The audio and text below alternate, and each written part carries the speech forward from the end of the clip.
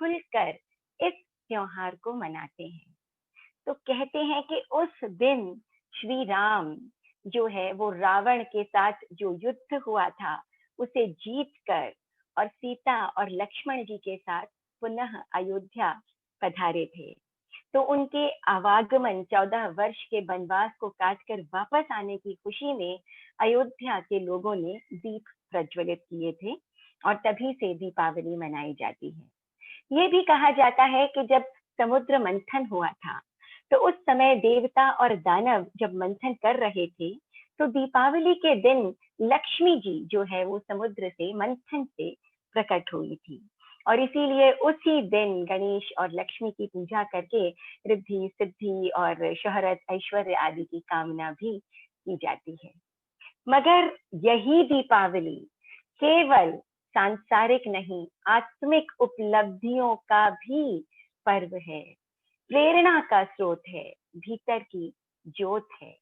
ये पंचम आरे का समय है, फिर भी कर्मों का विलय है, क्योंकि पुरुषार्थ और अभय है, इसीलिए आनंद का विषय है। मगर कैसे? तो आइए चलते हैं आज से करीब 2600 वर्ष पीछे। एक गांव था, गोबर गांव, और उस गांव में एक ब्राह्मण था वसुभूति नामक, जिसकी पत्नी का नाम था पृथ्वी। उनके सबसे बड़े पुत्र ब्राह्मण वसुभूति और पृथ्वी के, उनका नाम था इंद्रभूति, जो आगे जाकर के और इंद्रभूति गौतम के नाम से प्रसिद्ध हुए। 4 वेद 14 विद्याओं में निष्णात तथा समाज में संपन्न अग्रगण्य प्रसिद्ध याज्ञिक थे इंद्रभूति। एक कर्मकांडी ब्राह्मण के रूप में उनकी विशेष ख्याति थी। सब उनकी बुद्धि और ज्ञान का लोहा मानते थे। उनके समान विद्वान कहीं देखने को नहीं मिलता था। उन्होंने बड़े बड़े धुरंधरों को शास्त्रार्थ में हराया था। उन्हें अपने ज्ञान पर अभिमान था, घमंड था। वे अपने आप को सर्वज्ञ मानते थे। एक बार अपापा नगरी में सोमिल नामक ब्राह्मण, धनवान ब्राह्मण ने एक महायज्ञ का समायोजन किया, जिसमें अनेक उच्च कोटि के विद्वान आए। 11 महापंडित भी अपनी अपनी विशाल शिष्य सेना या विशाल शिष्य परिवार के साथ वहां उपस्थित हुए। सबसे बड़े महापंडित थे इंद्रभूति गौतम। तो इंद्रभूति गौतम भी अपने 500 शिष्यों के साथ वहां पधारे। अब संयोग ऐसा बना कि उसी समय 24वें तीर्थंकर भगवान महावीर को केवल ज्ञान प्राप्त हुआ और देवताओं ने अपापा नगरी, जहां भगवान को केवल ज्ञान, जहां पर इस अपापा नगरी में सोमिल ब्राह्मण ने यज्ञ का आयोजन किया था, उसी के बाहरी हिस्से में, बाहरी भाग में समोसरण की रचना की देवताओं ने। अब समोसरण में भाग लेने के लिए अनेकों देवी देवता नर नारी आने लगे। देवताओं के समूह को आते हुए देखकर जो ब्राह्मण यज्ञ कर रहे थे वे बड़े प्रसन्न हुए। उन्हें लगा कि देवता उनके यज्ञ की आहुति लेने आ रहे हैं। लेकिन जब देवता यज्ञ के स्थल को लांघ कर आकाश मार्ग से आगे निकल गए, जब लोग भी आगे जाने लगे तो उन्हें बड़ा आश्चर्य हुआ। और जब उन्हें पता लगा कि ये सब सर्वज्ञ भगवान महावीर के समोसरण में जा रहे हैं, तो पंडितों ने इसे अपनी तौहीन समझी। सबसे बड़े पंडित इंद्रभूति गौतम ने सोचा, लगता है महावीर एक पाखंडी है, इंद्रजालिक है, मायावी है, यह लोगों को भरमा रहा है, परंतु वो चर्चा में मेरे सामने नहीं टिक पाएगा। मैं उसे पराजित करके ही दम लूंगा। तब इंद्रभूति के छोटे भाई अग्निभूति ने कहा, भैया आपको जाने की क्या जरूरत है, ऐसे साधारण से आदमी को पराजित करने के लिए तो मैं ही काफी हूँ। क्या कमल नाल को उखाड़ने के लिए कभी हाथी जाता है? इंद्रभूति बोले, भाई बिल्कुल सही कहा तुमने। उस इंद्रजालिक को हराने के लिए, उस मायावी को हराने के लिए तुम क्या, मेरा एक छोटा सा शिष्य ही काफी है। परंतु इस किस्से को मैं जड़ से ही समाप्त कर देना चाहता हूँ। इंद्रभूति भगवान के समो शरण में अपने 500 शिष्यों के साथ आए और कुछ झाड़ियों के पीछे से समोसरण का दृश्य, भगवान का दृश्य उन्हें दिखने लगा। तो कुछ दूरी से भगवान को जब उन्होंने देखा तो देखते ही रह गए और मन में विचार आया, ये कौन है? साक्षात ब्रह्मा? नहीं नहीं, ब्रह्मा तो वृद्ध हैं और ये युवा, तो फिर कहीं ये विष्णु तो नहीं? नहीं नहीं, विष्णु के पार्श्व में तो लक्ष्मी होती है, मगर ये तो अकेले हैं और विष्णु तो श्याम वर्ण है और ये गौर वर्ण। कहीं ये चंद्रमा तो नहीं?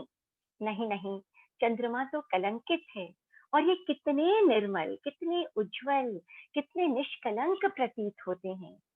तो फिर क्या ये सूर्य है?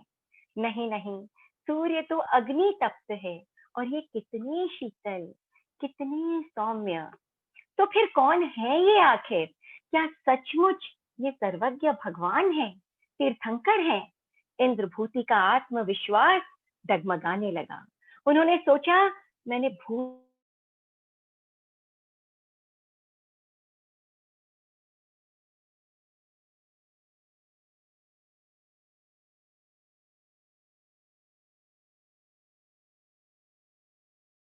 मन में ये विचार उमड़ घुमड़ ही रहे थे कि तभी भगवान ने कहा, गौतम तुम आ गए। अपना नाम सुनकर इंद्रभूति गौतम विस्मित चकित हो गए। सोचा, मुझे कौन नहीं जानता, मैं तो विश्व प्रसिद्ध विद्वान हूँ। हाँ, बचपन से ही मेरे मन में एक शंका रही है आत्मा के अस्तित्व को लेकर। कभी किसी से पूछा नहीं, अभिमान और शंका के कारण। आज ये अगर मेरी उस शंका का निवारण कर दे तो मैं इन्हें सर्वज्ञ मान लूंगा, तो मैं इन्हें जरूर सर्वज्ञ मानूंगा। तभी भगवान ने फिर कहा, गौतम तुम्हारे मन में आत्मा के अस्तित्व को लेकर शंका है। इंद्रभूति चौंके और समझ गए कि ये वाकई सर्वज्ञ है, मेरे मन की बात जान ली इन्होंने। और प्रभु ने तब विस्तार से, बड़े प्रेम से आत्मा के अस्तित्व को सिद्ध किया। इंद्रभूति की शंका जड़ से मिट गई। वे प्रभु के चरणों में नतमस्तक हो गए और 500 शिष्यों के साथ दीक्षा स्वीकार की। और इंद्रभूति गौतम की दीक्षा के साथ ही तीर्थ स्थापित हो गया। उनके बाद एक एक करके 10 बचे हुए महापंडित भी भगवान के पास आए और अपनी अपनी शंकाओं का समाधान पाकर भगवान के शिष्य बन गए, दीक्षित हो गए। इंद्रभूति गौतम भगवान के पहले गणधर बने, विशिष्ट ज्ञानी बने, अनेक लब्धि संपन्न बने। बेले बेले का तप स्वीकार करके भगवान की सेवा में तल्लीन रहने लगे। कहाँ एक अभिमानी ब्राह्मण और कहाँ वे बन गए थे भगवान के परम विनीत शिष्य। गौतम स्वामी अपनी जिज्ञासा के निवारण के लिए भगवान से अनेकों प्रश्न किया करते और भगवान उनका समाधान किया करते।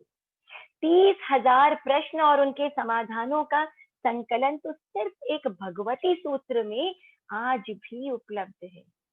गौतम स्वामी को भगवान के प्रति प्रगाढ़ मोह था, इतना राग था उनके प्रति कि यही मोह उनके केवल ज्ञान की प्राप्ति में बाधक बन गया।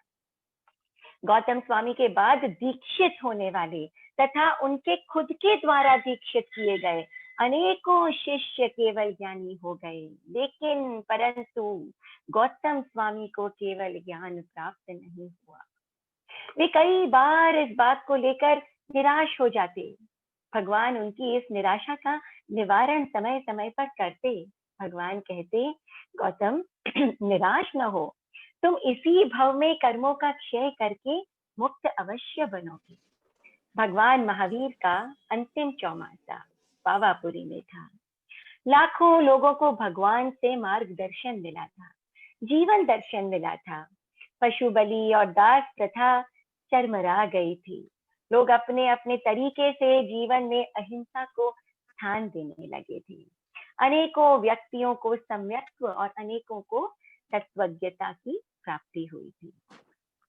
त्रयोदशी के दिन तेरस को भगवान ने अंतिम अनशन धारण किया और सेवा में उपस्थित बहुत लोग थे, अनेकों श्रद्धालु थे और चतुर्वेद संघ को भगवान ने अनेकों शिक्षाएं भी फरमाई।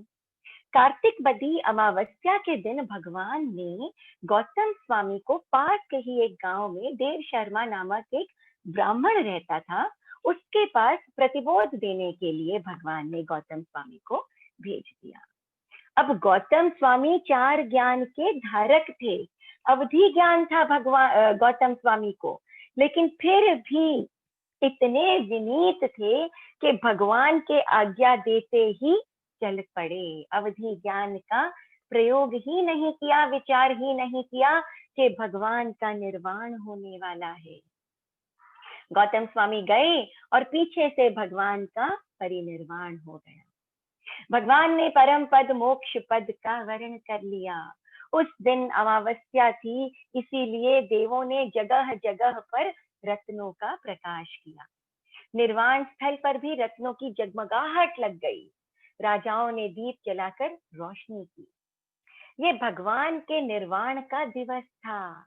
इस अमावस्या को प्रकाश का पर्व, समृद्धि का पर्व, दीपावली का पर्व माना जाने लगा। चारों ओर भगवान के निर्वाण की चर्चा होने लगी। अब ये खबर जब गौतम स्वामी को मिली तो वे स्तब्ध हो गए, चकित हो गए और तुरंत वहां से लौटने लगे और लौटते लौटते भगवान को मीठे कड़वे उपालंभ देने लगे। हे प्रभु, आपने मेरे साथ छल किया, सब कुछ जानते हुए भी मुझे अपने आप से दूर भेज दिया। आपने ऐसा क्यों किया? क्या मैं आपके मोक्ष के मार्ग में बाधक बन जाता? अब कौन मेरा सहारा होगा? कौन मुझे दिशा दिखाएगा? हे प्रभु, ये आपने क्या किया? प्रभु के शरीर के पास पहुंचकर करुण विलाप करने लगे। विरह से व्यथित हो गए गौतम स्वामी, पर कुछ ही क्षणों बाद अपने आप को, स्वयं को संभाला। वे समझ गए कि भगवान तो मोह माया से बहुत ऊपर थे, वीतराग थे। अपने से दूर भेजकर उन्होंने गौतम स्वामी को भी यही दिशा दिखाई थी। गौतम स्वामी ध्यान में लीन हो गए। आत्मा के परिणाम चढ़ते गए और राग के बंधन छूटने लग गए। शपथ श्रेणी चढ़कर 4 घन घाटी कर्मों का क्षय करके गौतम स्वामी केवल ज्ञानी हो गए। तो कैसी अद्भुत थी ये वीर गौतम की जोड़ी। कितनी अद्भुत होती है दीपावली, जो भगवान के निर्वाण दिवस के रूप में मनाई जाती है। ये दीपावली हमें गौतम स्वामी के अभूतपूर्व विनय सेवा का स्मरण कराते हैं। अर्धरात्रि से पूर्व गौतम स्वामी 4 ज्ञान के धारक थे और प्रभु महावीर केवल ज्ञानी थे। इसीलिए अक्सर जैनी उच्चारण किया करते हैं अर्धरात्रि से पहले महावीर स्वामी केवल ज्ञानी, गौतम स्वामी चौनानी, और अर्धरात्रि के बाद, अर्धरात्रि के पश्चात, भगवान के निर्वाण के बाद गौतम स्वामी केवल ज्ञानी बने। इसीलिए लोग उच्चारण किया करते हैं महावीर स्वामी पाया निर्वाण, गौतम स्वामी केवल ज्ञान। तो दीपावली के पावन पर्व पर हम यही आकांक्षा करते हैं, या हमें यही आकांक्षा करनी चाहिए, कामना करनी चाहिए, हमारे मन में यही भाव हो कि हम सब में भी महापुण्यवान गौतम स्वामी जैसा असाधारण समर्पण भाव हो, जिज्ञासा हो, विनय हो, लब्धि हो, और प्रभु महावीर की वाणी में श्रद्धा रखकर सम्यक्त्व को निर्मल बनाकर, आत्मा को निर्मल बनाकर हम भी शीघ्र ही सिद्ध बुद्ध मुक्त बने, ऐसी मंगल कामना हम दीपावली के पावन पर्व पर करें, या हमें करनी चाहिए। तो हमने समझा, हमने जाना ये कहानी गौतम स्वामी और भगवान महावीर की अनेकों बार आपने सुनी होगी, अपने दादा दादी से, अपने माता पिता से, गुरुदेव के श्रीमुख से, साधुओं से, सतियों से। तो हम जानते हैं कि क्यों हम दीपावली मनाते हैं, जैनों के जीवन में दीपावली का क्या महत्व है। मगर हम व्यावहारिक जीवन में कैसे उतारें, कैसे अपनाएं हम गौतम स्वामी के गुणों को या भगवान महावीर की बताई हुई वाणी को हम अपने जीवन में कैसे उतार सकते हैं। तो दीपावली पर हम जनरली क्या करते हैं और क्या हमें करना चाहिए। देखिए, हमारा जो देश है भारतवर्ष, ये जिस पॉलिटिकल या जिस फिजिकल स्टेट में है, उसमें आज जैसा है वो कैसा है कि अनेकों आक्रमण हमारे देश पर समय समय पर, अनेकों इन्वेजन हमारे देश पर समय समय पर होते रहे हैं। कभी समुद्र से तो कभी पहाड़ियों को चीर करके, और लोग हमारे आक्रमणकारी हमारे देश में आते रहे हैं। कभी हुण तो कभी कुषाण, तो कभी कभी अफगानी, तो कभी मुगल, कभी पोर्चुगीज, तो कभी अंग्रेज। कुछ उनमें से ऐसे थे जिनका लक्ष्य था कि वो लूटपाट करके चले जाएं, कुछ शासन करना चाहते थे हमारे ऊपर, और कुछ यहीं के होकर रह गए, यहीं बस गए। और इसके कारण ये हुआ कि अनेकों संस्कृतियां आपस में घुल मिल गई। एक जो हिंदू धर्म जिसे हम कहते हैं, या बौद्ध धर्म या जैन धर्म, इनका तो उद्गम ही भारतवर्ष से हुआ था। लेकिन और इतने लोग आ करके और हमारे देश में बस गए कि सभी संस्कृतियां, ये कल्चर्स जो है वो आपस में घुल मिल गई। एक मिक्स्ड कल्चर वाला देश हमारा देश बन गया। और अच्छा भी है, बहुत अच्छी बात है, मिलजुल कर हर त्योहार, हर पर्व को मनाना ही चाहिए, क्योंकि इससे आपसी जो सौहार्द और सद्भाव है वो बढ़ता है, देश की एकता भी बढ़ती है। और भारत एक सेक्युलर डेमोक्रेटिक कंट्री है, और विश्व में अनेकता में एकता या यूनिटी में डाइवर्सिटी की एक मिसाल है हमारा देश। और बदलते हुए समय के साथ बदलना, बदलते हुए समय को अपनाना, जिस ओर बहाव है उस ओर चलना अच्छी बात है। मगर बहाव में इतनी तेजी से, इतनी केयरलेसनेस से, इतनी बेफिक्री से भी नहीं बहना चाहिए कि हमारी जड़ें ही पीछे छूट जाएं, हमारी जड़ें, हमारी नींव खोखली हो जाए। तो हम अपने मूल सिद्धांतों से, श्रद्धा से और लक्ष्य से दूर ना हो जाएं, इसका हमें ध्यान रखना बहुत जरूरी है। क्योंकि जिस व्यक्ति का मूल गुण खो जाता है, उसकी कोई महत्ता, उसका कोई महत्व, उसकी कोई अहमियत नहीं रह जाती है। चीनी का मूल गुण मिठास है, नींबू का मूल गुण खटास है। उसी प्रकार एक जैनी का मूल गुण उसका चरित्र, उसका आचार, उसमें दया का परिणाम, उसकी जागरूकता, जो हर क्षण, हर पल, हर स्थिति, हर परिस्थिति और हर कार्य, हर कार्यक्रम, हर त्योहार मनाते समय उसमें विद्यमान रहना चाहिए। तो सांसारिक क्रियाकलापों को करते हुए, कर्तव्यों को निभाते हुए भी ये आध्यात्मिक बैलेंस बना रहे हमारे अंदर, ये हर जैनी का कर्तव्य, हर जैनी के अंदर का गुण होना चाहिए। तो हम जनरली बात कर रहे थे कि जनरली हम दीपावली में क्या करते हैं। तो जनरली दीपावली में आप क्या करते हैं, कई दिनों पहले सफाई शुरू कर देते हैं। ये सब करते हैं, दिवाली की सफाई, दीपावली की सफाई शुरू हो जाती है, क्लीनिंग शुरू हो जाती है। कोने कोने से सोफा खिसका कर, अलमारियां खिसका कर, सर्फ डालकर, झाड़ू से, पोछे से, आप एक भी कोना ऐसा छोड़ देना नहीं चाहते अंदर बाहर कि वो खराब या गंदा रह जाए। तो उसी प्रकार से हमें अपने भीतर की भी सफाई करनी होगी, सिर्फ कहने के लिए नहीं, वाकई करनी होगी। क्योंकि हमारे लिए यही दीपावली का पर्व है। और जिस प्रकार कोने कोने से हम गंदगी निकालते हैं, उसी प्रकार टटोल टटोल कर अपने आप को हमें सफाई करनी होगी।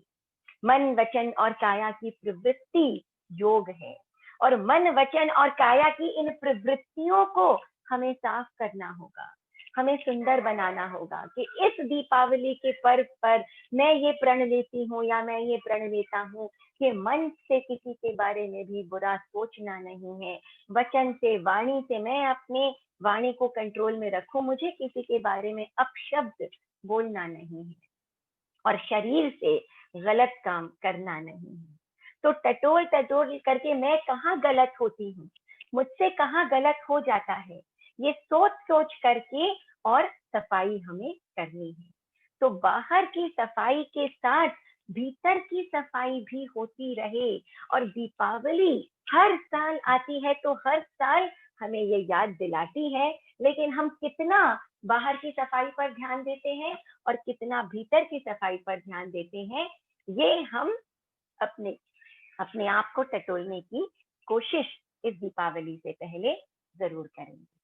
और हम क्या करते हैं दीपावली पर? शॉपिंग, खरीदारी, कपड़े, गहने, सैंडल्स, बैग्स, कॉस्मेटिक्स। अब ये तो कोविड काल आ गया है, तो बहुत ज्यादा लोग बाहर नहीं जा रहे हैं, सब पे लगाम लग गई है, लेकिन फिर भी ऑनलाइन शॉपिंग ही सही, वो मेगा सेल्स लगती है और सब लग जाते हैं शॉपिंग करने में। तो हम जो ये खरीदारी, कपड़े, गहने, सैंडल्स, हमारा धर्म हमें सिखाता है अपरिग्रह। और जब हमारे धार्मिक दिन आते हैं, चाहे वो संवत्सरी हो, पर्युषण हो, 10 लक्षण पर्व हो, कुछ भी हो, उस समय हमारे भीतर की धार्मिकता बढ़नी चाहिए या घटनी चाहिए? हमारे भीतर का अपरिग्रह बढ़ना चाहिए या घटना चाहिए? तो दीपावली का पर्व जब आता है तो हमारे भीतर का संतोष बढ़ना चाहिए, ना कि हमारे भीतर की लालसा बढ़नी चाहिए। तो इस बात का ध्यान भी हम अवश्य दें कि हमारे लिए जब कोई पर्व आता है तो हमारी धार्मिकता, आध्यात्मिकता बढ़े और लालसा की बजाय हमारा संतोष उस समय गहराने लगे। तो अपने भीतर के संतोष को हम बढ़ाएंगे और बहुत अधिक लालसा से हम बचने का प्रयत्न दिवाली के या दीपावली के त्योहार के समय हम अवश्य करेंगे। और क्या करते हैं हम दीपावली में? मिठाइयाँ, हाथी, गिफ्ट, रुपए एक दूसरे को भिजवाना, देना, करना बहुत बड़ा तामझाम का काम हो गया है। और ऐसी हालत हो जाती है सड़कों की कि किसी को इमरजेंसी में भी कहीं पहुंचना हो तो नहीं पहुंच सकते हैं, ऐसा ट्रैफिक जैम लग जाता है। और ड्राइवर यहाँ से वहां, वहां से वहां मिठाइयों की छबड़ियां, गिफ्ट और मिठाइयों के डब्बे लेकर इधर से उधर दौड़ते हुए नजर आते हैं। लेन देन, आडंबर का सबसे बड़ा कारोबार इस समय शुरू हो जाता है। तो पुराने जमाने में लोग, उस समय भी था ये ट्रेंड, क्या था, लोग अपने घर में कुछ मिठाई, नमकीन वगैरह बनाया करते थे और अपने आसपास वालों को, बेटियों आदि को अपनी वो जो बनाई हुई मिठाइयाँ हैं वो एक थाली और थाली के ऊपर थाल पोश लगा करके और थोड़ी थोड़ी सब चीज लगाकर एक दूसरे को भेजा करते थे कि भाई आप भी चखो हमारे अंदर की इस मिठास। लेकिन आज तो वो सिस्टम ही खत्म हो गया है, वो प्रयत्न आदि सब फिनिश हो गया है। रेडीमेड वो डब्बे मिलते हैं और उन्हीं को ले करके और ना आपस में मिलना ना जुलना, गाड़ी और ड्राइवर के साथ उस फॉर्मेलिटी को पूरा कर दिया जाता है। और जितना बड़ा रुतबा उतने ही आलीशान गिफ्ट। तो यही वास्तव में वो एक्चुअल जो अंदर का अपनत्व था वो कहाँ चला गया है, वो सौहार्द कहाँ चला गया है? तो इस दीपावली हम सोचेंगे कि इन हम जैन हैं और हमें इस बाहरी आडंबर से हिम्मत करके निकलना पड़ेगा, निकलना ही चाहिए। और इनकी बजाय लोगों के प्रति हम लोगों को क्या गिफ्ट कर सकते हैं? ये गिफ्ट किया जा सकता है कि मेरी अब और किसी के प्रति जो मेरे अपने हैं या पराए हैं उनके प्रति ईर्ष्या, द्वेष, घृणा, कंपैरिजन, उनकी गॉसिप करना, बात बनाना, इस प्रकार की चीजें मैं उनके साथ नहीं करूंगी या नहीं करेंगे हम। ये हमारा उनके प्रति या उन्हें देने वाला एक तोहफा होगा। इतना खूबसूरत तोहफा, है ना? तो हम ये इस दीपावली के दिन धारण करने का प्रयत्न करें। इसके अलावा हम और क्या करते हैं दीपावली में? तरह तरह की लाइट, इंडियन, चाइनीज, दिए, डेकोरेशन, पटाखे और ताश भी खेलते हैं लोग, हवन पूजन, न जाने क्या क्या दीपावली के दिन होता है। कितना कितना व्यय करके डेकोरेशन करते हैं लोग, तरह तरह के दिए, मोमबत्तियां खरीदते हैं। और कुछ लोग तो आज भी, हालांकि काफी लोग समझ गए हैं कि पटाखे नहीं चलाने चाहिए, एनवायरनमेंट के लिए बहुत हानिकारक है, लेकिन फिर भी आज भी अनेकों अनेकों लोग पटाखे चलाते हैं।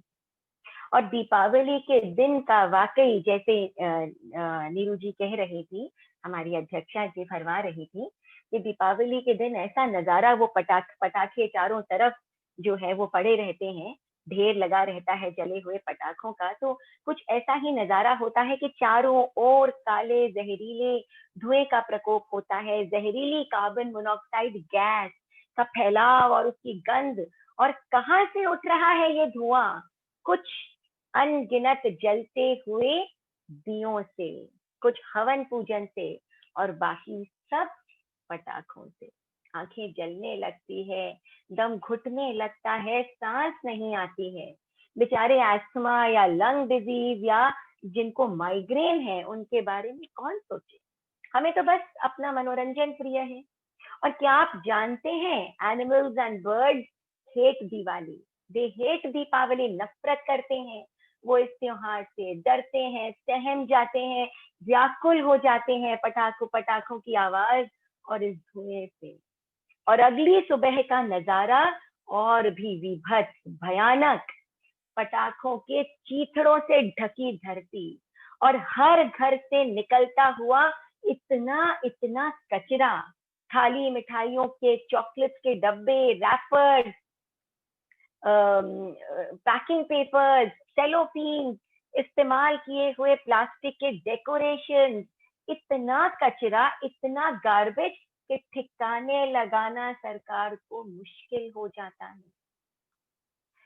और हमारे इस आनंद और मनोरंजन का खामियाजा किसे भुगतना पड़ता है? ऐसी हालत हो जाती है धरती की कि ऐसा लगता है मानो एक दिन पहले राक्षस, पिछली रात को राक्षस तांडव करके गए हैं यहाँ।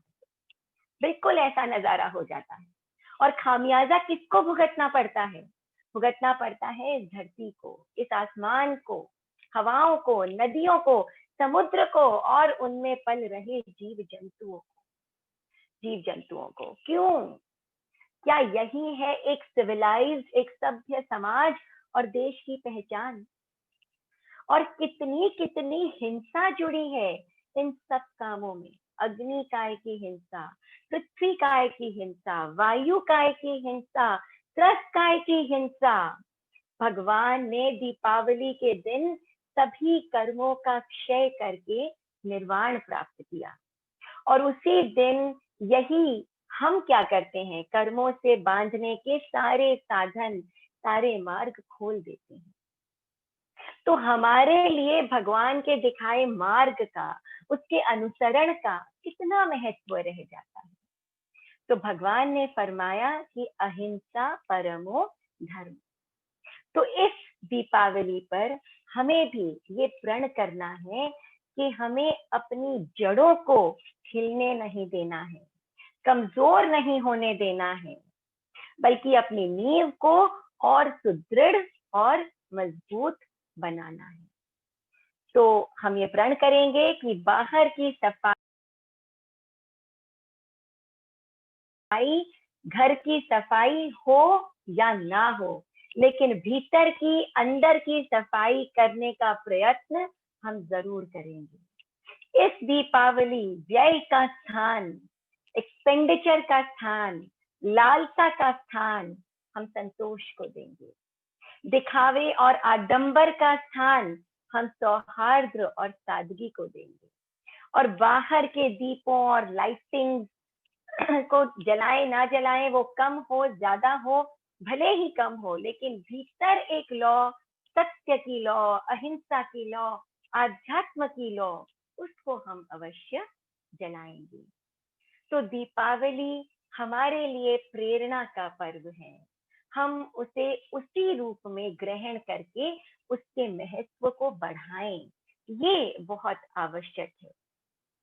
और होता क्या है कि जब एक व्यक्ति उन संस्कारों को अपनाता है और उन पर चलता है, तो धीरे धीरे जैसे मशाल के साथ मशाल जलती है, वैसे ही एक व्यक्ति के संस्कारों के साथ न जाने कितने कितने लोगों के संस्कार जुड़ते चले जाते हैं। ये कड़ी बनती चली जाती है, और ये वो संस्कार हैं जो भगवान ने हमें दिए, और ये हमारा कर्तव्य है, ये हमारा भीतरी गुण है, ये हमारा सौभाग्य है कि हम एक जैन के रूप में पैदा हुए, उत्पन्न हुए। हमारे जो एंसेस्टर्स थे, बाप दादा थे, उन्होंने समझ करके और इस धर्म को अपनाया, और आज हम केवल नाम के ही जैन तो नहीं रह गए। ये हमें सोचना होगा। हमारे हर क्षण क्षण में, पल पल में, हर समय जागरूकता का रहना बहुत जरूरी है। अलर्ट होना हमें बहुत जरूरी है। और ये बात डेफिनेट है कि जब भी कोई जैन त्योहार आए, तो उसमें ऐसा कुछ हो कि आत्मा जरूर कर्मों से हल्की हो। अगर ऐसा नहीं, तो वो जैन पर्व भला कैसे हुआ? भगवान का तो एक ही संदेश था। भगवान ने ये तो नहीं कहा कि संवत्सरी में संयम रखो और दीपावली पर सारा संयम खो दो। भगवान ने तो निर्वाण का वर्ण ही दीपावली के दिन किया था। भगवान ने तो बचे हुए 4 कर्मों का क्षय ही दीपावली के दिन किया था। तो कितना बड़ा प्रेरणा स्रोत है ये दिन हमारे लिए। तो हमें इस दीपावली को उसी अनुसार देखना ही होगा, तभी ये दीपावली वास्तव में हमारे लिए महत्वपूर्ण होगी। और ये कार्यशाला है, जो बहुत ही सुंदर उपक्रम है, एक अखिल भारतीय तेरापंथ महिला मंडल